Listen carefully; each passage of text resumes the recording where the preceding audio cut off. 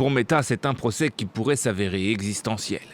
Pour la troisième fois cette année, la firme de Mark Zuckerberg se retrouve face à la justice. La plainte est cette fois portée par une trentaine d'États américains qui lui réclament près de 200 milliards de dollars de pénalités et une refonte de ses applications. Des dommages et intérêts importants pourraient être réclamés dans cette affaire. Et je pense que plus important encore, il pourrait y avoir ce qu'on appelle une mesure injonctive. Une mesure injonctive, en substance, ça consiste pour le tribunal à dire à une partie « vous devez changer votre façon de faire, vous devez modifier les choses de telle ou telle manière et vous allez prendre ces mesures claires, concrètes et spécifiques pour vous conformer à la loi ». Selon les plaignants, Facebook et Instagram auraient ainsi été délibérément conçus pour rendre les mineurs accros, avec des fonctionnalités pensées pour capter l'attention, comme le défilement infini ou encore les notifications nocturnes.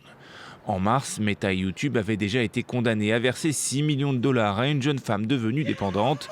Il y a quelques jours, nouveau revers, Meta a de nouveau été condamné à près d'1 milliard de dollars d'amende et de réparation au Nouveau-Mexique, qu'il avait accusé d'avoir porté atteinte à la sécurité des enfants.